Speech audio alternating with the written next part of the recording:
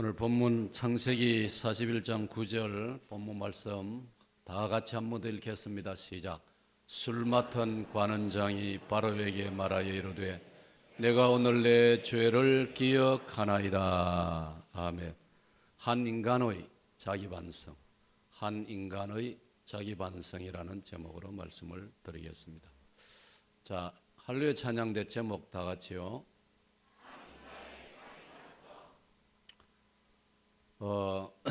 이 오늘 설교의 내용을 이해 잘하기 위해서 제가 독일과 일본 비교를 잠깐 하겠습니다. 이번 주간에 우리 대통령이 네덜란드를 방문하고 이어서 독일을 방문하고 돌아왔습니다.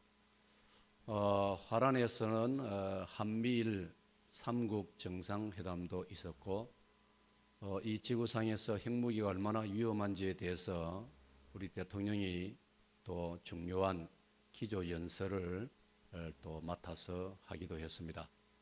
막 감기 몸살로 컨디션이 심히 안 좋았는데 그래도 모든 일정을 잘 한 것 같습니다.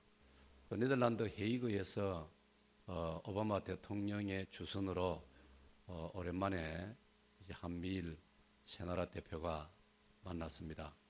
제가 가만히 눈치를 보니까 두 사람이 싸울까 싶어서 미국 대통령이 중간에 앉고 양쪽을 멀리 떨어져 앉게 해가지고 그래 이제 뭐 옳게 회담이라고도 할 수 없고 미국이 볼 때는 두 나라가 너무 사이가 벌어져서는 여러 가지로 또 극동의 정세도 그렇고 곤란하지 않겠느냐 뭐 그런 판단이 있었겠죠. 그런데 그 자리에서 이제 처음 만나면서 일본 수상이 우리 대통령 보고 이렇게 인사를 했습니다. 박근혜 뭐 저처럼 이래 잘하지는 못하겠죠. 박근혜 대통령님 만나서 반갑소문이다. 이렇게 일본말로 했죠. 여기에 대해서 목요일 국민일보에 보니까 그 기자가 아주 평을 했는데 압권이었어요. 아베 수상은 그 어려운 한국말 배우느라고 고생할 게 아니고 한국 역사를 공부해야 된다. 그렇게 참 전곡을 찌르는 그런 이야기를 했습니다. 왜 우리 한국 국민들이 계속해서 마음이 불편합니까? 요즘은 중국 사람들까지 왜 일본을 생각하면 마음이 불편합니까? 그것은 일본이 진정한 자기 반성을 할 줄 모르기 때문입니다. 여기에 비해서 독일이라는 나라는 죄로 따지면은 2차 대전 때 일본에게 버금가는 그런 큰 죄를 유럽에 범했습니다. 그래서 프랑스, 영국, 네덜란드, 폴란드를 비롯해서 많은 나라들이 독일 때문에 입은 피해는 정말 말로 다할 수 없습니다. 그러나 지금 여러분 독일은 유럽에서 인기 짱입니다. 왜냐하면 독일은 전쟁 이후에 진심으로 사과를 했습니다. 진심으로 자기 반성을 했습니다. 대통령으로부터 수상이라든지 독일 사람들은 그 피해 나라들을 찾아가 가지고 참 무릎을 꿇고 사죄를 했습니다. 진심으로 우리가 잘못했습니다. 우리 조상들이 잘못했습니다. 용서해 주십시오. 그랬습니다. 그리고 할 수 있는 한 배상을 했습니다. 돈으로도 엄청나게 그에 대해서 자기들이 용서를 비는 마음으로 용서해 달라는 마음으로 배상금을 엄청나게 많이 지불을 했습니다. 거기에 대해서 대통령을 만난 독일의 여자 총리 메르켈 총리는 이렇게 말했습니다. 우리가 그렇게 사과하고 우리 자신을 돌보고 반성하는 데는 용기가 필요했습니다. 우리 독일 국민들은 용기가 있었습니다. 그래서 진심으로 사과를 했고 또 유럽의 나라들은 우리의 사과를 받아 주었습니다. 그래서 지금은 정말 사이좋게 아름다운 유럽을 만들기 위해서 우리 독일이 앞장서서 모든 면에 봉사를 하고 있습니다. 우리가 아는 바 그런 사실을 이야기했습니다. 메르켈 총리가 우리가 알고 있는 이야기를 우리 대통령에게 하는 이유가 뭡니까? 일본 사람들 좀 들으라 이 말입니다. 참 답답한 것은 그럼에도 불구하고 알아듣지 못하는 저 사람들을 볼 때 마음이 참 심히 답답합니다. 그러면 여러분 저는 그렇게 생각을 해보았습니다. 왜 독일과 일본 두 나라가 이렇게 차이가 날까? 이렇게 엄청난 대조가 될까? 그 이유가 뭘까? 여러분, 독일은 그래도 기독교 이 정서가 이 바닥에 깔려 있습니다. 독일은 기독교 문화가 깔려 있습니다. 그들이 한번 딱 잘못해가지고 히틀러에게 쏘가 넘어가가지고 그런 우를 범하고 유럽의 전 세계에 엄청난 죄를 저질렀지만 그들은 신앙이 바탕에 깔려 있습니다. 여러분, 메르켈 총리가 누굽니까? 목사의 딸입니다. 메르켈 총리는 10대 시절까지 그런 부모님과 함께 서독에 살았습니다. 서독 사람입니다. 본래 함부르크에서 자라고 공부했습니다. 10대 시절에 아버지가 서독 정부의 허락을 받고 동독으로 선교사가 되어서 갔습니다. 동독에 진정한 복음을 전파해야 되겠다. 저 동독이 공산주의가 허구임을 깨닫고 정상적인 나라로 돌아오려면 동독이 신앙을 다시 회복해야 된다. 그 아버지가 대단한 목사님이십니다. 그래서 동독으로 가서 거기서 복음을 전하고 살았습니다. 그래서 메르켈 총리는 동독에서 자랐고 동독의 대표적인 도시, 교육 도시 라이프치히에서 대학을 나오고 공학 박사가 되었습니다. 이분이 아주 훌륭하게 모든 학문과 덕성을 갖추고 잘 성장하는 걸 지켜본 서독의 헬무트 쿨, 그 덩치 큰 그 수상이죠. 그분이 바로 동서독 통일의 결정적인 일을 한 분인데, 통일이 되고 나서 그분이 메르켈 총리를 여러모로 지원하고 지지해서 오늘 통일된 독일의 총리가 돼가지고 지금 계속 국민의 신임을 듬뿍 받으면서 아주 세계적인 그런 정치가로 지금 발돋움을 하고 있는 것입니다. 여러분, 기독교 신앙이 무엇입니까? 저는 우리 기독교 신앙을 말해주는 것이 구약에서는 십계명이라고 봅니다. 신약에서는 주님이 가르치신 기도입니다. 마태복음 6장 9절로 13절에 나오는 주기도문입니다. 여러분, 이 주기도문은 정말 대단한 것입니다. 받아봅시다. 주기도문. 그 주기도문을 우리 믿는 사람은 날마다 외우다시피 하고 있지 않습니까? 우리가 주일 학생들, 유치부 어린아이들 맨 먼저 가르치는 게 주기도문입니다.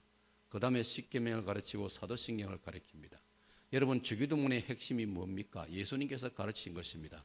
주기도문의 핵심은 하나님을 향하여 우리 죄를 용서해 달라는 것입니다. 그리고 예수님은 그렇게 말씀했지요. 오늘날 우리에게 일용할 양식을 달라고 기도해라. Give us this day our daily bread. 오늘날 우리의 매일의 양식을 주시옵소서. 그리고 예수님이 이렇게 말씀했지요. 우리 죄를 사하여 주옵시고 Forgive us our debts. 우리의 지은 죄를 하나님 용서하여 주시옵소서. 여러분, 하나님을 향하여 나의 하루의 삶을 반성하면서 용서해달라고 기도할 수 있다는 것, 이거는 놀라운 축복인 줄로 믿습니다. 여러분, 이것이 우리 기독교라 이 말이에요. 우리가 기독교 신자라고 우리가 불신자보다 월등하게 나은 점은 때로는 없을 수 있습니다. 비슷할 수 있습니다.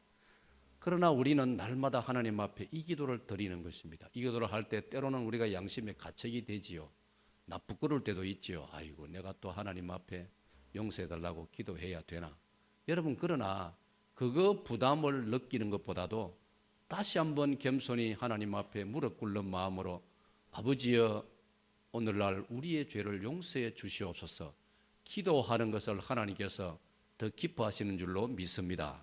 이게 예수님이 가르치신 기도입니다. 예수님께서 만약 너희들 행실, 너희들 심보를 내가 잘 아는데 너희들 날마다 비슷하게 살면서 하나님 앞에 날마다 용서해달라고 기도하면 그 뻔뻔스러운 거 아니냐?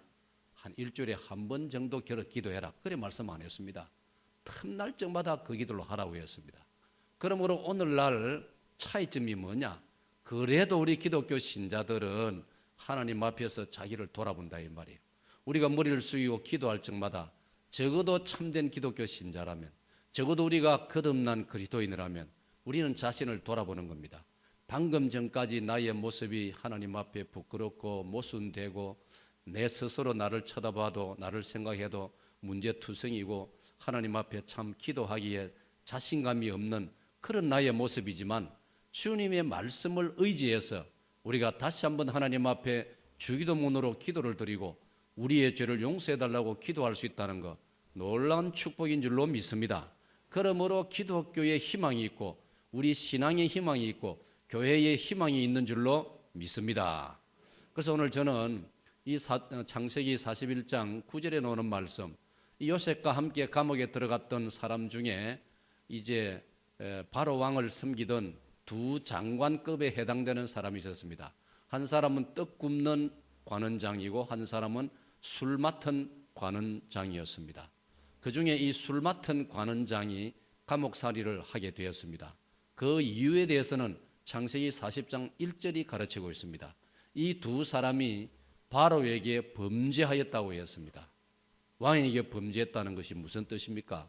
왕에게 범죄했다는 것은 전통적으로 보면은 반역을 했다 이 말입니다.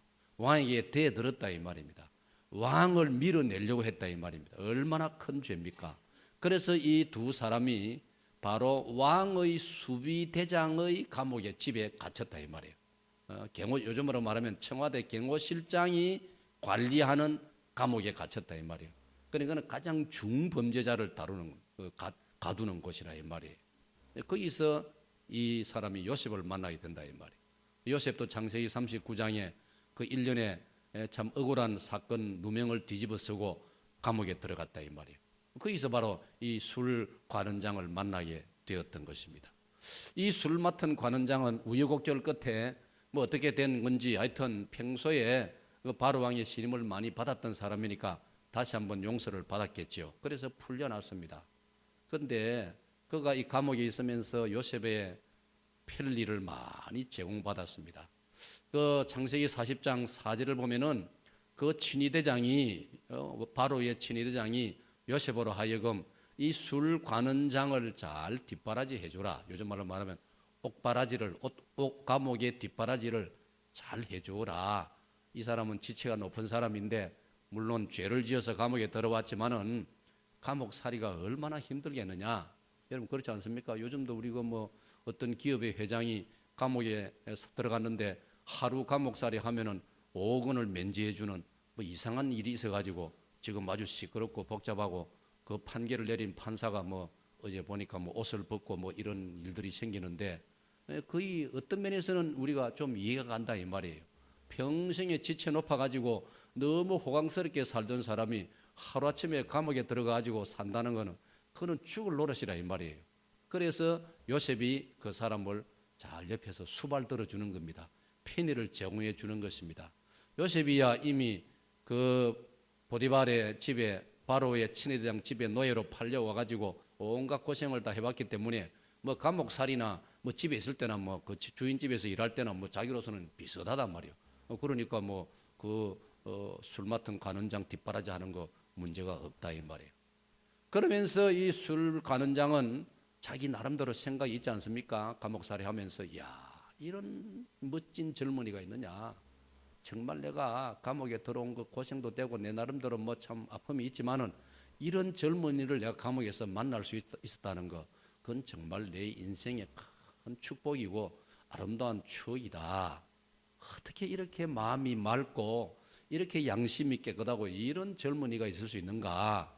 뭐 벌써 그 뭐 이야기 나오면서 다 그 정도 지체 높은 사람은 알 수 있죠.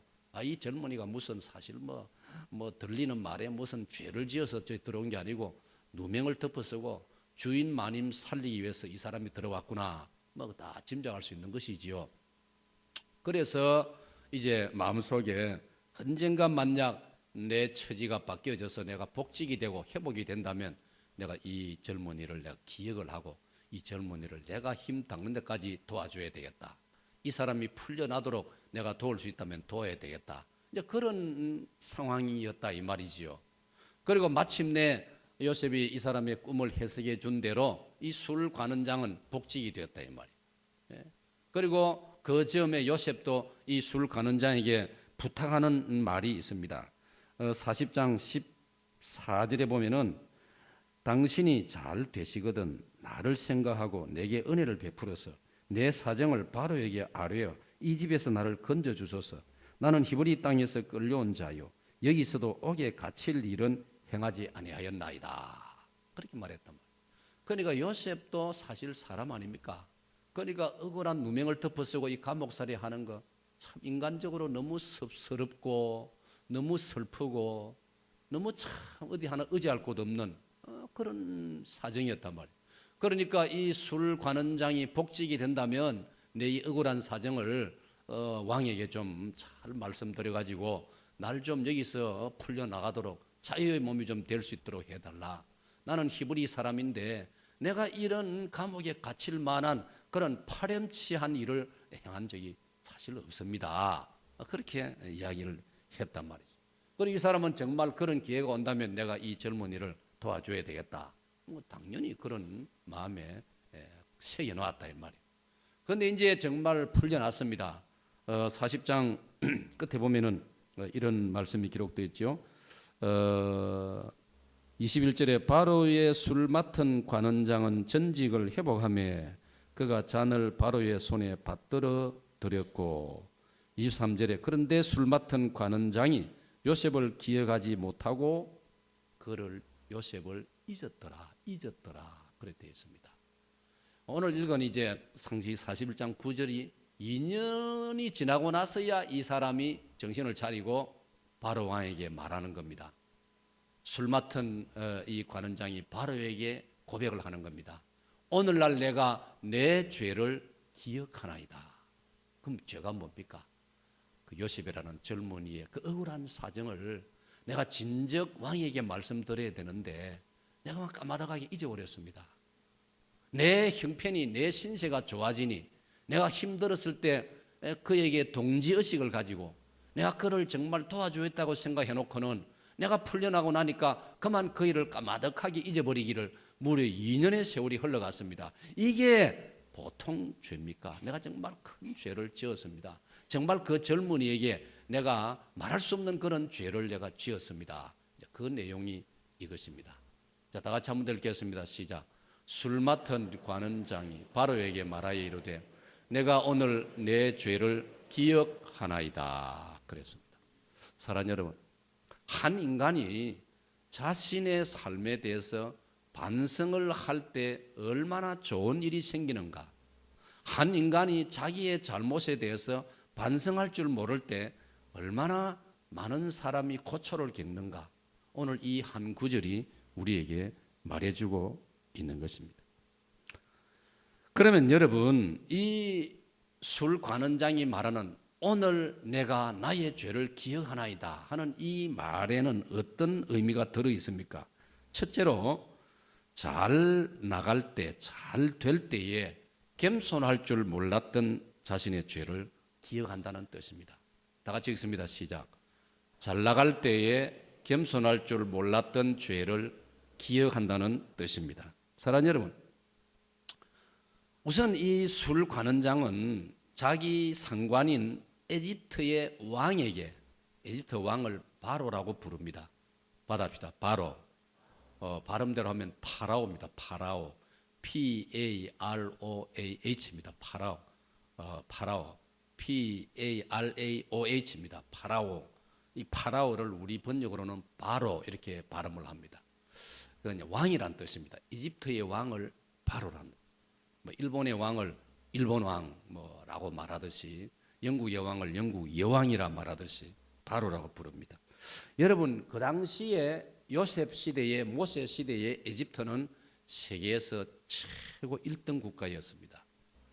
여러분, 우리 교회 이제 박광은 집사님 또 김경희 권사님 부부께서도 이번에 우리 울강 고신에서 주도하는 그 곳을 다녀왔는데, 그 이제 이집트에 가면은 대표적인 것이 피라미드, 또 스핑크스, 또 룩소르 지역의 그 바로 왕의 어떤 그런 또 돌이나 흙으로 만드는 그런 이제 동상 같은 거 아닙니까? 여러분, 지금도 아직까지 이거 해석이 안 된답니다.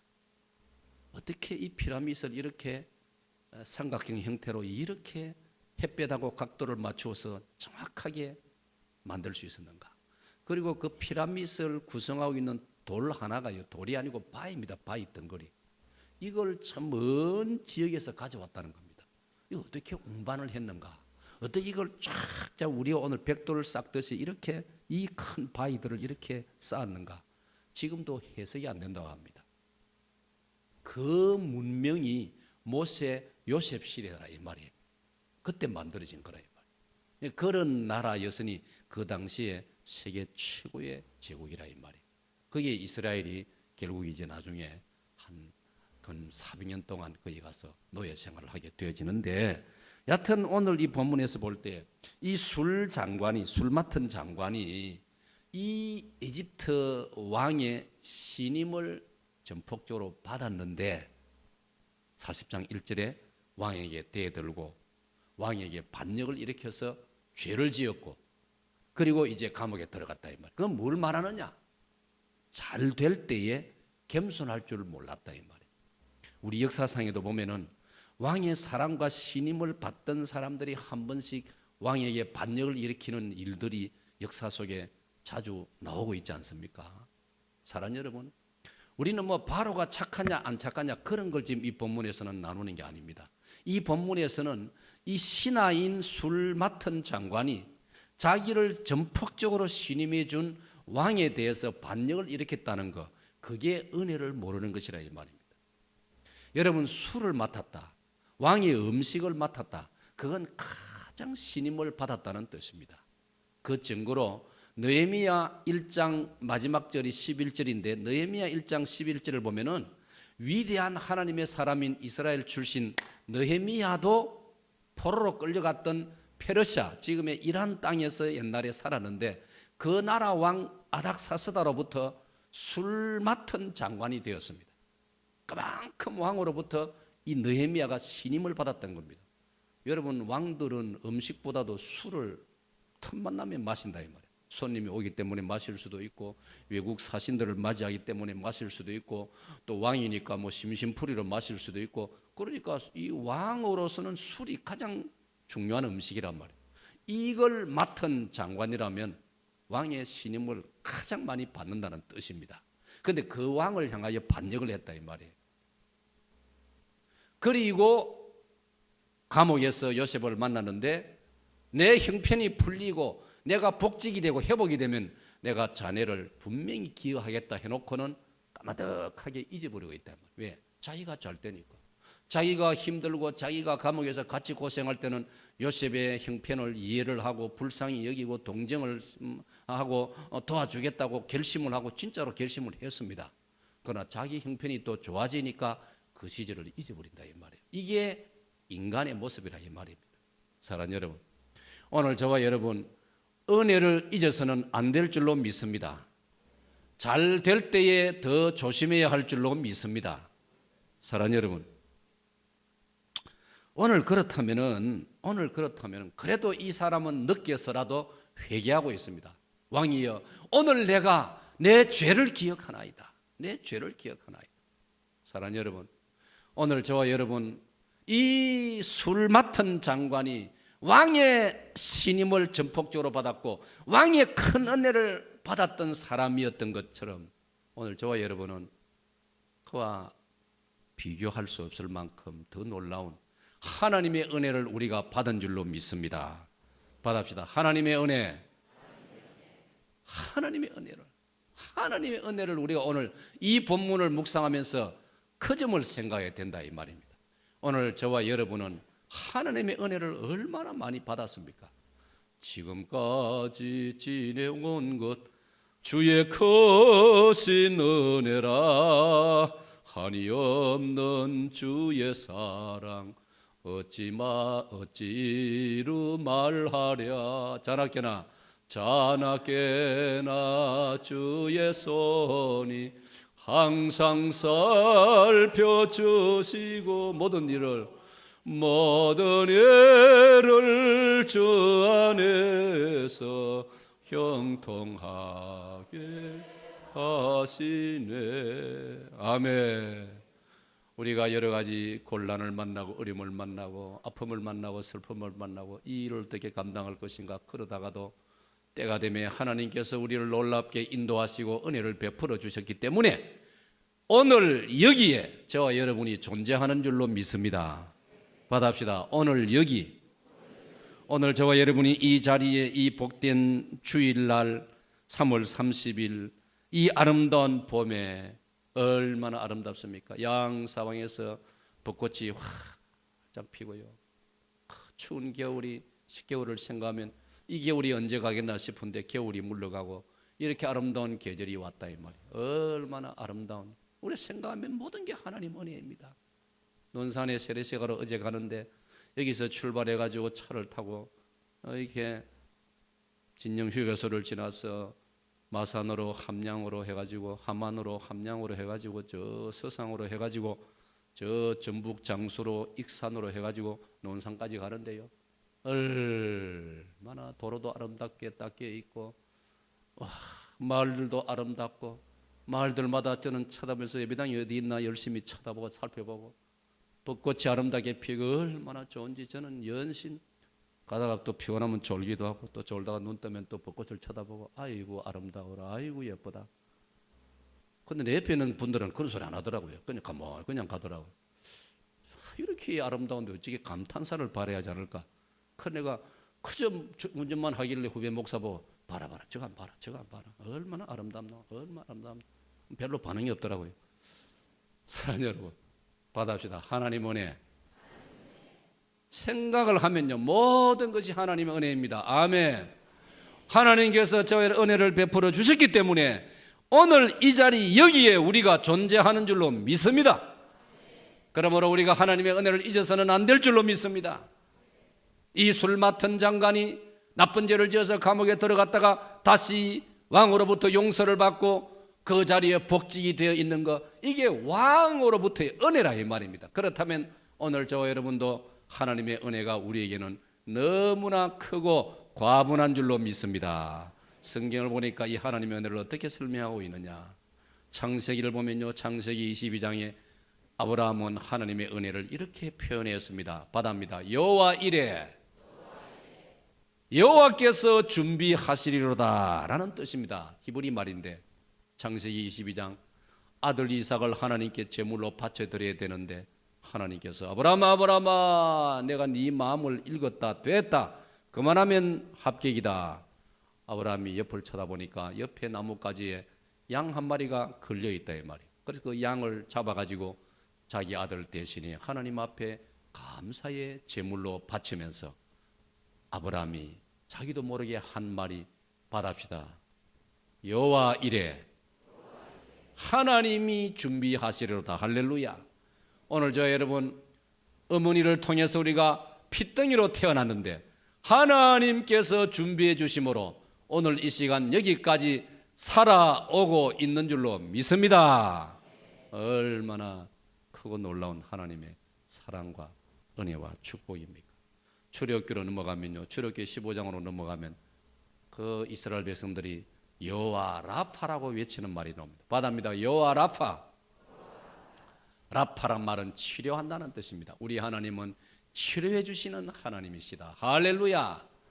여러분 이스라엘 백성들이 잘못해가지고 병들어서 죽어가다가 하나님께서 한번 만져주시니까 모든 병이 물러가고 고침이 되고 치료가 되어지는 것입니다. 오늘 여러분 환난 많고 질병 많고 문제 많은 이 땅에서 이 시간 여기까지 우리가 살고 있는 것 하나님께서 우리를 치료해 주시는 여호와 라파의 은혜인 줄로 믿습니다. 한 번 더 받아합시다. 여호와 라파. 이게 출애굽기 17장으로 넘어가면 이번에는 모세가 하나님의 이름을 어떻게 부르느냐. 여호와는 여호와 니시다 그렇게 했습니다. 이스라엘 백성들이 하나님을 여호와 니시라고 불렀습니다. 받아합니다. 여호와 니시. 여호와 니시란 말은 여호와는 나의 깃발이란 말입니다. 그 깃발이란 말은 승리하고 나서 깃발을 높이 드는 걸 가리키는 것입니다. 아말렉과 전쟁이 붙었는데 이스라엘은 무기도 변변치 않습니다. 이스라엘은 우리가 알다시피 에집트를 떠나가지고 지금 도망하는 중에 있기 때문에 광야를 통과하는 중에 있으니까 무슨 군대가 제대로 조직되어 있겠습니까? 무슨 무기가 갖추어져 있겠습니까? 그러나 모세가 손을 들고 기도하니 여호수아 장군이 인수라는 이스라엘의 젊은이들이 아말렉 민족을 전멸을 시켰습니다. 그래서 여호와 니시라는 이름을 거기서 외치게 되어진 것입니다. 할렐루야. 이게 하나님의 놀라우신 은혜라 이 말입니다. 여러분 시편으로 넘어가면 시편 23편의 다윗은 자기가 평생 경험한 하나님을 이렇게 노래했습니다. 여호와는 나의 목자시니 내게 부족함이 없으리로다. 그가 나를 푸른 초장에 누이시며 쉴만한 물가로 인도하시는도다. 내 영혼을 수행시키시고 자기 이름을 위하여 의의 길로 인도하시는도다. 내가 사망의 엄침한 골짜기로 다닐지라도 해바람을 두려워하지 않을 것은 주께서 나와 함께 하심이라. 주의 지팡이와 막대기가 나를 안위하시나이다. 주께서 내 원수의 눈앞에서 내게 상을 베푸시고 기름으로 내 머리에 바르셨으니 내 잔이 넘치나이다. 나의 평생에 주의 선하심과 인자하심이 정녕 나를 따르리니 내가 여호와의 집에 영원히 거하리로다. 할렐루야. 그래서 다윗은 하나님을 가리켜 시편 23편 1절에서 받아합니다. 여호와 로이란 말은 여호와는 나의 목자시라. 나의 목자. 사랑하는 여러분, 이렇게 하나님은 우리를 인도하시는 겁니다. 이렇게 하나님은 우리에게 말로 다 할 수 없는 각양 은혜를 베풀어 주시는 하나님이신 줄로 믿습니다. 오늘 다시 한 말씀드립니다. 저와 여러분이 각자 이 나이까지, 여기까지, 이 시간까지, 이 자리에까지 우리를 인도하셔서 오늘도 복된 주일을 기억하고 하나님 앞에 예배하게 하시는 것, 하나님의 놀라운 은혜인 줄로 믿습니다. 받아봅시다. 하나님의 은혜를 헛되이 받지 말자. 고린도서 6장 1절에 주의 은혜를 헛되이 받지 말라고 했습니다. 이 말은 주의 은혜를 기억하라 이 말입니다. 여러분, 그 은혜를 기억하지 못하면 우리는 반성을 해야 되는 겁니다. 독일이 반성할 줄 알았기 때문에 오늘 세상 나라들의 신임을 받고 요즘은 존경까지 받고 있습니다. 일본은 반성을 할 줄 모르기 때문에 온 세상의 웃음거리가 되고 있는 것입니다. 여러분, 반성할 줄 알아야 되는 거예요. 오늘 우리가 하나님의 은혜를 잘 잊어버렸다면 우리가 반성을 하고 하나님의 은혜를 기억하시기를 축원합니다. 사랑하는 여러분, 하나님의 은혜뿐입니까? 사람들로부터의 은혜도 성경은 잊지 말라고 말씀하고 있습니다. 사람으로부터 받은 은혜도 잊지 말라고 했습니다. 사무엘상 20장 이하를 읽어보면 사울 왕이 자기 자리가 겁이 나가지고 자기 자리를 빼앗길까 봐 겁이 나가지고 아무도 빼앗으려고 하는데 자기 스스로 겁을 내가지고 불안해하고 떠오르는 젊은 다윗을 의심을 하고, 그래서 의심이 자꾸 자라니까 질투를 하게 되고, 그러나 나중에 죽이려고까지 했다 이 말이에요. 그러나 다윗은 끝까지 사울왕을 선하게 대했습니다. 선대했습니다. 끝까지 사랑을 베풀고 자비를 베풀고 도와주었습니다. 목석이 아닌 다음에야 어찌 감동받지 않을 수 있습니까? 그래서 마지막 장면으로 넘어가면요, 사울왕이 드디어 다윗을 향하여 울면서 회개합니다. 내 아들 다윗아, 너는 나를 몇 번이나 죽일 수 있었는데도 나를 죽이지 않고 나를 선대하였구나. 너는 틀림없이 내 뒤를 이어서 왕이 될 것이고 너의 가문에서 왕이 끊어지지 아니하리라. 여러분, 그것은 사울이 하나님의 은혜를 받고 정상적으로 되어졌을 때 그가 한 말인 것입니다. 그 사울왕도 다윗의 은혜를 기억을 했던 겁니다. 그래서 자네가 앞으로 왕이 되면은 내 자녀들, 내 손자들을 좀 기억해 달라, 그러지 않습니까? 다윗은 그때 말을 기억해 가지고 사울왕의 손자 가운데 무비보셋이라는 손자는 도망가다가 유모가 없고 도망가다가 떨쳐버리면 놓쳐버려 가지고 어릴 때부터 소아마비가 돼 가지고 평생을 걷지를 못했습니다.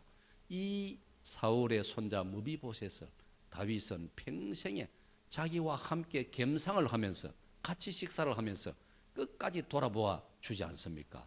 사랑하는 여러분, 우리는 하나님의 은혜를 기억해야 되고 사람의 은혜도 잊어서는 안 될 줄로 믿습니다. 우리가 그리스도인으로서 신앙이 제법 있느냐 없느냐를 어떻게 알 수 있습니까? 예? 그리스도인으로서 신앙의 여부를 알 수 있는 것 중에 하나가 뭐냐? 은혜를 알고 있는지를 보면 되는 것입니다. 은혜를 알고 있는지, 그 다음에 이 은혜를 갚으려고 하는지를 보면 알 수 있는 겁니다. 여러분, 저와 여러분, 하나님의 은혜를 잊지 마시기를 축원합니다. 우리를 얼마나 사랑하셨으면은 이 모든 좋은 것을 다 주시고 봄, 여름, 가을, 겨울을 주시고 수많은 아름다운 꽃들을 주시고 헤아릴 수 없는 수많은 하늘의 별들을 주시고 해와 달을 주시고 저 햇빛을 통하여 우리에게 가장 좋은 영양소를 제공해 주시고 더 나아가서 가장 좋으신 예수님을 이 땅에 보내주셔가지고 이 예수님을 십자가의 희생의 제물로 내놓으심으로 예수님을 믿으면 죄 용서를 받고 하나님의 자녀가 되게 주셨으니 이 하나님의 사랑과 은혜를 우리가 어찌 잊을 수가 있느냐 이 말입니다. 하나님 은혜를 기억하시는 여러분 되시기를 축원합니다. 이 은혜를 기억할 줄 아는 사람, 이 은혜를 내가 갚으려고 노력하는 사람, 그게 신앙 좋은 사람이라고 성경은 말하고 있는 것입니다. 오늘 여러분, 우리는 받은 은혜를 너무나 빨리 잊어버리는 나쁜 습관이 있습니다. 그리고 우리는 너무 쉽게 불평해버리는 나쁜 습관이 있습니다. 우리가 자녀를 길러볼 때 다 그런 경험을 했지 않습니까? 아니, 우리 자신이 자녀로서 자라면서 그런 경험을 했지 않습니까? 부모님이 모든 좋은 거, 모든 수고 다 해주시는데 그 고마움은 잊어버리고 내 마음에 한번 흡족하게 안 해주시면 그거 불평하고 부모님한테 무례한 소리도 하고 불효하는 행위도 서슴지 않은 그런 우리의 모습을 우리가 깨닫게 되어지는 것입니다. 그래서 예레미야 17장 9절을 보면은 만물보다 거짓되고 심히 부패한 것이 사람의 마음이라. 누가 이를 알겠느냐? 나도 내가 얼마나 부패한 존재인지를 모르는 것입니다. 그럼 우리는 항상 우리는 허물투성이고 모순투성이고 우리는 은혜를 잘 잊어버리는 자이고 우리는 쉽게 불평하는 인간이라는 것을 우리가 잊지 말고 하나님 앞에 회개하면서 하나님의 은혜를 그리고 사람의 은혜를 기억해야 할 줄로 믿습니다. 그래서 우리 조상들은 현명한 말을 남겨주었습니다. 받은 은혜는 돌에다가 새기고 베푼 은혜는 물에다가 새겨라. 내가 베푼 것은 잊어버리고 내가 받은 사랑과 은혜는 잊지 말라는 뜻이 아니겠습니까? 사랑하는 여러분, 이걸 우리에게 적용을 해보겠습니다. 바랍니다. 건강할 때 우리 몸으로 주님을 더 잘 섬기시기를 축원합니다. 건강할 때 교회 봉사 많이 하시기를 축원합니다. 건강할 때 주의 이름으로 선한 일 많이 하시기를 축원합니다. 여러분, 건강을 잃어버리고 너무 노쇠해져 버리면 뭐 좋은 일 할 수 없지 않습니까? 그때는 뭐 마음은 하고 싶어도 못 한다 이 말이에요. 내 몸이 건강할 때 서슴지 말고 사양하지 말고 핑계하지 말고 열심히 섬겨야 됩니다. 우리가 주님의 교회를 섬긴다는 거, 여러분, 이것도 우리가 아직까지 건강하니까 하나님이 허락하시는 거지요. 하나님이 건강을 거두어 가버리시면 어떻게 할 것입니까, 여러분? 저도 이번에 정말 예상치 않게 감기 몸살을 해가지고요 2주일 힘들었습니다. 설교도 힘들었고요. 오늘은 제가 하나님 은혜로 컨디션이 지금 얼마나 좋은지 할렐루야. 근데 감기 몸살 드니까 목도 따가워가지고 목소리도 제대로 못 내겠고요. 자꾸 기침이 나오고 이거 불편해요. 근데 하나님 은혜로 건강하니까 얼마나 좋습니까? 섬기도 기분이 좋고 즐겁다 이 말이에요.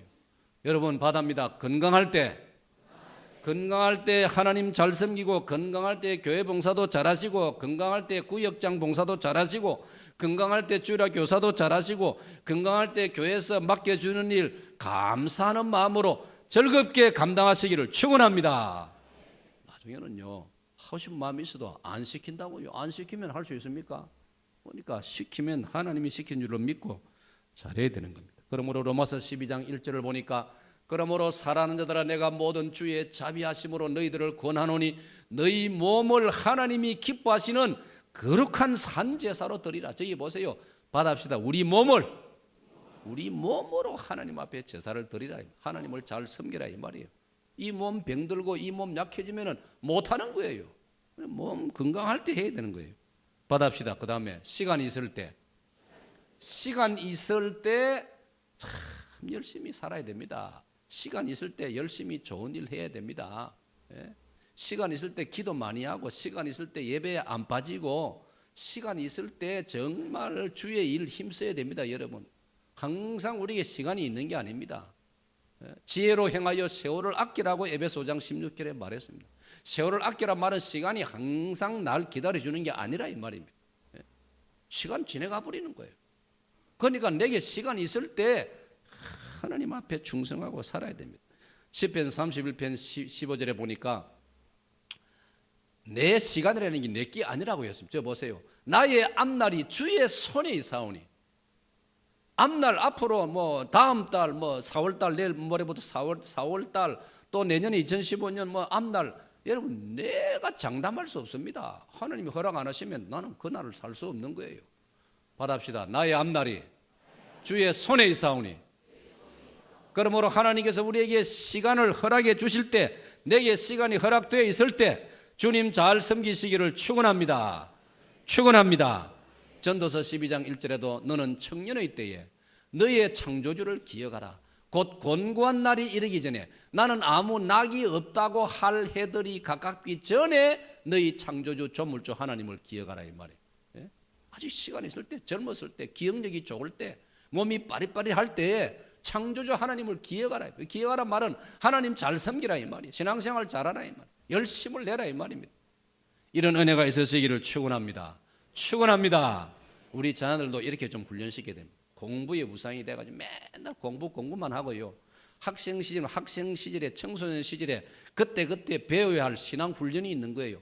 그걸 그때 배워놔야 평생에 괜찮은 기독교 신자가 된다 이 말이에요. 그런데 학생 시절에는 공부에 매여가지고 우상이 돼가지고 막 교회 신앙생활 제대로 안 시키고 이래 놓으면은 상당히 어중간한 사람이 나중에 될 수 있다 이 말이에요. 청년의 때에 창조주를 기억, 하나님을 기억하라. 세월이 여려하는데 이 나그네 된 나는 괴로운 세월 가는 것 막을 길 아주 없. 보세요. 세월 가는 것 어떻게 막느냐 이 말이에요. 세월이 흘러가는 겁니다. 냇물에 낙동 강물처럼 시냇물처럼 흘러가는 거예요. 못 잡아놓습니다. 그물 어떻게 잡아놓습니까? 흘러가는데. 그러니까 하나님이 허락하셨을 때 충성하라 이 말이에요. 한 번 가고 안 오는 빠른 광음 지날 때, 그 노래도 있지 않습니까? 한 번 가고 안 오는, 다 같이요. 빠른 광음 지날 때 귀한 시간 바쳐서 햇빛 되게 하소서. 주여 나를 도우사 세월 허송한고서. 주여 어두운 세상 지낼 때 햇빛 되게 하소서. 아멘. 사랑하는 여러분, 그렇습니다. 잘 기억하세요. 건강할 때 주를 위해 삽시다. 시간 있을 때 주를 위해 삽시다. 시간 있을 때 교회 봉사 잘 합시다. 그 다음에는 정신이 맑을 때 하나님 기뻐하시는 일 많이 해요. 받아시 정신 맑을 때. 여러분 언제까지나 정신 막는 게 아닙니다. 여러분도 연세에 들면서 깜박깜박할 때 있지 않습니까? 예? 어떤 사람은 얻고 찾는 경우가 얼마나 많습니까? 그런 비슷한 일들이 얼마나 많습니까? 어떤 사람은 전화기를 냉장고 안에 넣어놓고 전화기 찾는다고 해요. 온갖 일들이 다 있지 않습니까? 항상 정신이 맑은 게 아니란 말입니다. 깜빡깜빡 하는 거예요.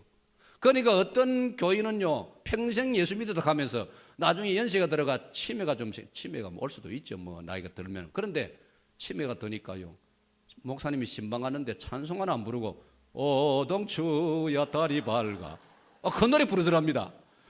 아이고 세상에, 얼마나 참 답답한 노릇입니까? 오동추 노래 다리 밝아 크게 나쁜 노래는 아니지만 그래도 목사님이 신방을 갔으면 내 주를 가까 이런 찬송이 나와야 되지. 오동추가 나온다 이 말이에요. 큰일 납니다. 기도해야 됩니다. 주여, 아무리 나이 많아도 오동추를 안 부르게 주옵소서. 평소 때 한 곡 부르는 게 괜찮지만 목사님 신방 왔는데 그래 오동추를 불러갔다 이러냐 이 말. 정신을 바짝 차려야 됩니다. 받합시다. 정신 맑을 때 우리는 성경 구절을 많이 외우고 찬송가를 많이 부르고, 그래가지고 아주 자동적으로, 영어로 하면 오토매틱하게 자동적으로 찬송가가 나오고 성경 구절이 나와야 되지. 그래 오동추가 나오고 이상한 노래가 나오고 그래서 하면은 그게 덕이 되겠느냐 이 말입니다. 그 다음 받아합시다. 재산 좀 있을 때 주를 위해서 좀 써야 됩니다. 평생 인색해가지고 하나님 섬기는 데는 너무 인색하고 손이 발발 떨리고 그러면 안 됩니다.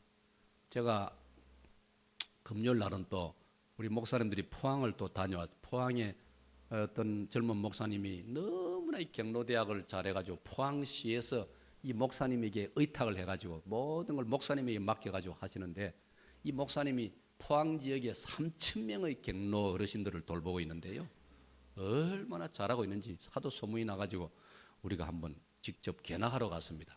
견학하러 갔는데 대접만 실컷 잘 받고 하는데 영덕 대게를 얼마나 대접을 많이 주시는지 3마리를 먹었습니다, 내가. 근데 내 친구 목사들은 5마리를 먹었어요. 내가 아무리 저거 따라가려고 해도 더 이상 못 먹겠더라고요. 와, 5마리 먹는데 대단하다. 그 집에 혹시 또 쫓겨날까 싶어서 올 때 몇 마리 얻어왔는데 와, 근데 그 목사님이 대단해요. 목사님 대단해요. 그 수많은 어르신들을요, 고등학교 교복을 입혀가지고요, 남자 어르신들은 우리 남자 고등학교 교복 입히고, 여자 학생들은 검은 그 교복에다가 이 칼라 하얀 거 한 거 있죠, 그래 입혀가 훈련을 시키는데요, 이 어르신들이 얼마나 좋아하는지, 진짜 자기들이 고등학생 된 줄로 착각을 해가지고 시키는 대로 다 하는 거야. 노래 부르고 춤추고 율동하고 막 얼마나 잘하는지 참 대단해요. 근데 목사님이 교육도 바르게 시켜요. 어르신들에게, 어르신들 맨날 대접 받으려고만 하지 말고 어르신들도 남을 대접해야 됩니다, 이렇게 가르치더라고요. 그래 하려면은 돈을 자식들한테 다 주면 안 됩니다, 이렇게 가르치더라고요. 좀 늦었지만은 여기 우리 어르신들 자식들한테 다 주면 안 됩니다. 아이고, 목사님 인자 말합니까? 진작 말 안 하고 벌써 다 줘버리는데, 다주버린 분들은 할 수 없고, 아직 좀 가지고 있는 분들은 내 말 듣고 이제 주지 마이소. 가지고 있어야 됩니다. 그래야, 그래 그 어떻게 하냐, 그분들은 자기 생일을 맞이하면 그 이제 워낙 숫자가 많으니까 이 학급이 딱 정해져 있어요, 각 클래스가. 그래 자기 생일 돌아오면 자기 클래스한테 자기가 점심 식사를 대접을 하는 거예요. 이래 돼야 됩니다. 대접하는 훈련을 시키는 거예요. 얼마나 보기 좋습니까? 앞으로 우리 사역동에도 내가 경로대학에 우리 교회가 대접만 할 게 아니라 내가 한번 앞으로 특강할 생각입니다. 우리 어르신들 보고 대접을 좀 하시라고 막 그래 가르칠 거예요. 그러기 위해서는 아까 말씀처럼 있는 돈 이제부터는 주지 말고 딱 훔치지고 그래 있으라고. 그러면서 그 이제 어르신들을 4년째 대학을 가르치더라고요. 그런데 이번에 많이 배워, 우리도 4년째를 해요. 4년째. 그래서 4년 딱 공부하면은 대학처럼 졸업식을 거창하게 하고요. 그래 내가 궁금해서, 그러면 대학 마치면 4년 마치면 이제 더 이상 경로대 안 오겠네요 하니까, 아이고 목사님 뭐 걱정합니까? 대학원이 아니십니까? 또 그 대학원을 만들어 가지고. 그래 내가 대학원은 2년째인데 그러면 또 2년 마치면 오잖아요. 아이고 목사님 걱정도 많네요. 평생 대학원 아닙니까? 대학원 이름이 평생대학원이라. 이야, 그 목사님 진짜 탁월하더라고요. 그래가지고 이제 대학 수학여행을 가는데, 수학여행 갈 때는 전부 자녀들에게 그 여행비를 가져오라 하는 거예요. 동의서 딱 써가지고 사인해가지고, 여행 중에 혹시 돌아가셔도 대학 목사님에게 책임을 묻지 않습니다, 사인 딱 받고. 그래가 이제 이 여비를 다 내가지고. 여러분 놀라운 것은요, 돈 많은 자식일수록 부모님 수학여행 안 보낸답니다. 핑계는 수학여행 가다가 다치면 안 된다고 말은 그럴듯한데 내용은 아까워서 안 보낸답니다. 희한하답니다. 그런데 가난한 자녀일수록 형제들끼리 돈 모아가지고 우리가 여행을 모시고 가야 되는데 목사님이 대신 해주시니 너무 고맙습니다 해가 오히려 목사님한테 용돈도 주더랍니다. 할렐루야. 아이 참말로 그런 자녀들만 만나면 좋겠어요. 사랑하는 여러분, 그렇습니다. 우리가 그래서 좀 연세가 들어도 말이죠, 좀 품위가 있어야 되고요. 연세가 들었어도 교회 헌금할 때는 헌금도 좀 하시고요. 이래 좀 돼야 된다 이 말이에요.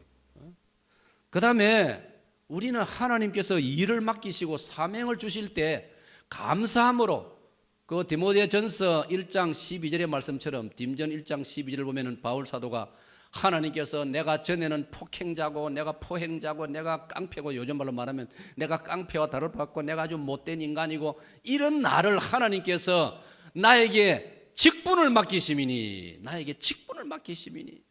이 직분을 맡을 자격도 없는 인간에게 사도라는 직분을 맡겨주시고 교회 직분을 맡겨주시니 나는 너무 감사해서 내 힘을 다하여 수고하노라. 할렐루야. 오늘 하나님께서 저와 여러분에게 교회를 봉사하라고 맡기는 직분 결코 사양하지 말고 핑계하지 말고 이리저리 옆으로 빼지 마시고 감사함으로 감당하시기를 축원합니다. 여러분, 그 시기가 언제나 있는 게 아니에요. 때가 되면요, 내가 하고 싶어도 교회에서 안 시켜줍니다. 안 시켜주면 어떻게 할 겁니까? 못 하는 거 아닙니까? 그러니까 이것 좀 해주세요, 저것 좀 해주세요, 이 일 좀 하세요, 구역정 좀 하세요, 뭐 좀 하세요 하면은, 예 목사님 고맙습니다, 나 같은 사람에게 이런 일을 맡겨주십니까? 네, 힘들어 한번 해보겠습니다. 사랑하는 여러분, 우리가 하나님을 섬기고 선한 일을 할 수 있는 기회가 언제나 있는 게 아니라는 걸 잊지 마시기를 바랍니다.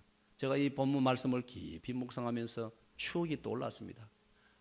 내가 대학생이 다시 될 수 있다면 전혀 될 수 없죠. 내가 지금도 뭐 입학하면 막지는 않겠지만은 요즘 내가 사회복지학을 한번 대학에 다시 편입해서 공부해 볼까 이런 생각은 있는데 사람 희망은 누구나 할 수 있지 않습니까? 그런데 지금 생각해 보니까 대학 시절 내가 도서관에서 다시 대학생이 된다면 내가 도서관에서 그 좋은 책들만 더 많이 읽을 건데 제가 뭐 대학 시절에 정말 도서관에서 공부책 많이 읽었습니다. 그래서 우리 도서관장 박종칠 교수님인데 그때 그분 지금도 나를 만나면 이야 우리 도서관 찌낌이 나를 보고 도서관을 지킨다 이 말 지킴이 큰 도서관을 좋아했는데 지금 생각하면 그것도 아쉬워요. 모자라요. 더 내가 책을 더 많이 읽을 건데 여러분 기회가 항상 있는 게 아닌 거예요. 논산훈련소 세례식을 어제 하는데 어제 2시부터 세례식을 4시까지 2시간을 했는데 2,300명이 어제 세례를 받았습니다. 할렐루야. 베드로는 뭐 사도행전 2장에 3,000명이 했다 하더만 여기는 2,300명. 똑같은 군복 입회가 2,300명인데 막 머리가 또 콩나물 대가리같이 쫙 콩나물 머리처럼 얼마나 까까머리에다가 막 쫙 2,300명을 예배당에 만찬하는데 막 진짜 그 광경이 대단하더라고요.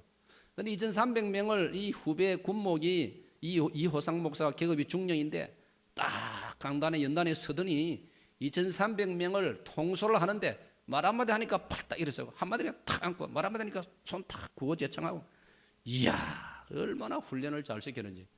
야 내가 군목을 내가 다시 한다면 나도 저렇게 멋지게 한번 해보겠는데 그때 세절 그때는 뭐 나이도 어렸고 해가지고 그만큼은 잘 못했거든요. 나름대로는 열심히 했지만 그런 생각이 들더라고요. 그러고 지나간 세월이라 이 말이에요. 받합시다. 기회 있을 때 사명 맡길 때 잘 하시기를 축원합니다. 축원합니다. 여러분 이 술 맡은 관원장 장관은요 뒤늦게서 지금 후회하고 있는 겁니다. 회개하고 있는 것입니다. 내가 진즉 그 감옥의 동료였던 그 요셉을 내가 도와줘야 되는데 내가 2년이라는 세월을 그만 허송했구나. 이 요셉이 감옥에서 2년 동안 얼마나 힘들었겠는가, 얼마나 나를 애타게 기다렸겠는가, 오늘이나 내일이나 내가 나타나기를 얼마나 기다렸겠는가. 그걸 생각하니까 이 사람이 너무 양심에 갇혀야 내가 왕 앞에서 내가 오늘 내 죄를 기억하나이다. 요셉이 자기와 헤어질 때 당신이 나가서 복직이 되면 날 좀 기억하시고 내 억울한 사정을 좀 왕에게 말씀드려가지고 내가 이거 좀 풀려나게 해 주시옵소서. 나는 히브리 소년인데 나는 히브리 써온 사람인데 나는 이런 죄를 지은 사람이 아닙니다. 그 안타까운 참 남의 암 걸린 것이 내 감기만 못하다는 말이 있는 것처럼 이 사람이 자기가 회복되고 나니까 까마득하게 잊어버렸다 이 말이에요. 사랑하는 여러분, 그런데 놀라운 사실은요 저는 이 본문을 묵상하면서 하나님은 요셉을 감옥에서 끌어내는데 천사를 보내지 않았습니다. 사도행전 12장을 보면은 베드로를 감옥에서 끌어낼 때는 천사를 보냈습니다. 그런데 오늘 본문에서는 천사를 보내지 않습니다. 제가 자주 이런 말씀 드리죠. 모든 경우에 하나님께서 기적으로 다 하시지 않습니다. 많은 경우에 하나님은 사람을 사용하십니다. 할렐루야. 받합니다. 하나님은 사람을 사용하십니다. 잊지 마시기를 바랍니다. 이 보세요. 하나님은 이 술 맡은 장관을 사용하신다 이 말이에요. 네가 요셉을 끌어내야 된다. 그런데 이 사람은 그 사명을 잊어버리고 2년이나 허송세월을 하고 있다 이 말이에요. 얼마나 요셉으로서는 답답하고. 생각해 보세요. 감옥에 있는 사람. 우리는 남들 군대에 있을 때 우리가 제대할 날 손꼽아 기다리는 것, 이 감옥은 더하지 않습니까? 언제 내가 이 감옥을 빠져나갈 것이냐. 그 사람이 말만 한마디 거들어주면 되는데 그런데 까마득하게 잊어버리고 있단 말이에요. 그런데 하나님께서는 이 사람을 통해서 요셉이 감옥에서 나오도록 계획을 하고 계신다 이 말이에요. 사랑하는 여러분, 이 사람은 뒤늦게야 이걸 깨달았던 것입니다. 자기가 말만 한마디 해주면 오늘 본문에 보세요. 말 한마디 하니까 바로 왕을 통해서 요셉이 감옥을 나오지 않습니까? 사랑하는 여러분, 우리가 살아가면서 내 말 한마디가 이렇게 중요한 것입니다. 내 관심 하나가 이렇게 중요한 것입니다. 나의 따뜻한 말 한마디가 이런 놀라운 일을 일으킨다는 걸 여러분 잊지 마시기를 축원합니다. 우리 대통령이 떠나오는 날 목요일 날 프랑크푸르트에서 우리 한국 광부 간호사 은퇴한 어른들을 초청해가지고 저녁 식사 대접하는 장면이 뉴스에 나오더라고요. 그리고 대통령이 한마디 했습니다. 인사를 했습니다. 여기 계시는 어르신들이 광부 깊은 광산에서 그 병원에서 힘든 일을 하면서 광부로서 간호사로서 일하면서 번 돈을 우리나라에 보내줬기 때문에 그 돈 가지고 경부고속도로 닦고 그 돈 가지고 우리나라가 오늘 이렇게 잘 살게 되었습니다. 말하는 대통령도 울고 그 듣는 어르신들도 전부 눈물을 닦고 그 뉴스 보니까 나도 안 나던 눈물이 나더라고요. 그 쳐다보면서 나도 눈이 뜨거워지고 가슴이 뭉클해지고 사랑 여러분, 그 대통령의 말 한마디에 그분들이 독일 땅에 지금 3,300명이 지금 살고 있답니다. 그분들이 그 아픔이 다 한순간에 눈 녹듯이 서러움이 해결되는 것입니다. 할렐루야. 바로 나의 말 한마디, 나의 따뜻한 관심 하나가 다른 사람을 살려낼 수 있는 것입니다. 이 술 맡은 관원장이 자기가 복직되고 나자마자 말했더라면 벌써 요셉이 나왔지 않습니까, 여러분? 중요한 이야기입니다. 나의 말 한마디가. 오늘 하나님께서는 사람을 사용하신다는 걸 잊지 마시기를 축원합니다. 축원합니다. 어제 그 목사님이 또 감동적인 이야기를 했어요. 자기 주일날 되면은 10,000명이 예배를, 논산훈련소에 10,000명이 교대로 총 합계 10,000명이 예배를, 주일 예배를 드리는데 거기는 젊은 의사들도, 군의관 훈련 받으러 온 의사들도 많고 또 공중보건의가 될 의사들도 많이 오고, 그런데 그들이 얼마나 많이 예배 드리러 오는데 여군들도 많이 오더라고요. 여군 되려고 이제 훈련받고 전부 다 훈련병들이. 그런데 그 중에 거기서 이제 훈련병이 아니고 병사로 근무하는 이제 군인들도 좀 있는데, 이제 그 뒷바라지하고 하니까 그 병사 하나가 오면은 자는 거래. 예배당에 오면은 주여 여기가 좋사오니 하고 막 이렇게 자니까 뭐 한두 번은 막 아이고 이래 봐줄 수 있는데, 노상 오면 자는 거라 무조건 탁 자리 잡자마자 뭐 이래가지고 막 자는 거라. 그리 목사님도 젊은 목사님이니까 막 참다가 어느 주일날 막 이름을 덜먹이면서 기관배이니까 그 부대 평소 근무하는 일병, 야 이 아무개 일병, 얘네 예배당 올 때마다 그래. 설교는 안 듣고 자면 되나? 여러분 잊지 마세요. 여기 서서 보면요 누가 자는지 다 보이거든요. 근데 어쩌다가 한 번 자는 사람 계한데 오자마자 전매 특허내 놓고 머리 탁 숙이는 사람은 진짜 기분 나빠요. 내가 말을 안 해서 그렇지. 근데 그 군목 목사님은 이름을 불렀다 이 말이에요. 나도 앞으로 이름을 부를지 모릅니다. 40년 동안 아직 이름 안 불렀는데 어쩌다가 나도 한번 부를지 모릅니다. 진짜 여기 있어 보면 설교 안 듣고 이래 있는 사람 좀 기분이 안 좋거든요. 그래 이 목사님이 가를 불러가 야단을 쳤단 말이에요. 근데 예배 마치고 나니까요, 가는 1등비인데 병장 가의 고참이 찾아왔다는 목사님 실로. 목사님 용무가 들어오더라고. 목사님 내가 할 말이 말해봐라. 아무리 그렇지만 목사님, 나처럼 이래는 안 했겠지만 그 많은 사람들 보는 데서 그래 가를 갖다가 공개적으로 그래 막 야단을 치면 어쩝니까? 그러면서 그 병장이 걔를 배노하는 이야기로 하는 거라. 가가 그냥 이유도 없이 자는 게 아니고, 걔는 교회에 아이들을 많이 데리고 오려고 일주일 내내 다른 병사들 일을 얼마나 도와주는데, 그래서 피곤해가지고 예배당 오면 그래 자는 건데, 목사님은 그 사정 알아볼 생각도 안 하고 무조건 공개적으로 야단을 치면 어쩝니까? 중령 목사가 병장한테 얼마나 야단을 맞았는지. 그 목사님이 자기가 막 낯이 부끄러워가지고 병장 앞에서, 쫄병 앞에서 막 어쩔 줄 몰랐대요. 그래가지고 그 병장한테 사과하고 그 다음에 주일날 공개적으로 자기가 사과를 했대요. 그러니까 얼마나 좋습니까 여러분? 그게 쉬운 일이 아니거든요. 오늘 사랑하는 여러분, 나의 관심, 나의 따뜻한 말 한마디가 다른 사람을 살리는 줄로 믿으시기를 축원합니다. 사랑하는 여러분, 강도 만나 죽어가던 누가복음 10장에 그 한 남자, 강도 만나 얻어맞아 죽어가던 사람, 하나님이 천사를 보내서 그 사람 살릴 수 있습니다. 그런데 하나님 그렇게 안 하시고 사마리아 사람이 지나갈 때까지 하나님은 기다렸습니다. 그 사마리아 사람이 이 강도 만난 사람을 치료해주고 여관으로 데려가서 보살펴주고 자기 지갑 털어가지고 여관 주인에게 잘 치료해달라고 도와주라고 돈 주면서 맡겼지 않습니까? 사랑하는 여러분, 오늘 하나님께서는 사람을 살리기 위해서 우리를 쓰신다는 걸 잊지 마시기를 축원합니다. 어린 아기를 엄마에게 맡기십니다. 남편을 아내에게 맡기십니다. 여러분 중에 아내에게 남편에게 아내를 맡긴다는 안 갑니까? 저는 성경을 아무리 읽어봐도요, 하나님은 아내에게 남편을 맡깁니다. 여성 여러분들, 아멘입니까? 와 이랍니까? 성경이라니까요. 하나님은 아내에게 남편을 맡기는 줄로 믿습니다. 골치 아프지만 사실이에요. 그러니까 여성 여러분들은 남편도 알아 생각하고 돌봐야지 같이 갈봤다가는 맨날 싸운다 이 말이에요. 성경 보세요. 남편을 돕는 배필로 지으셨단 말이에요.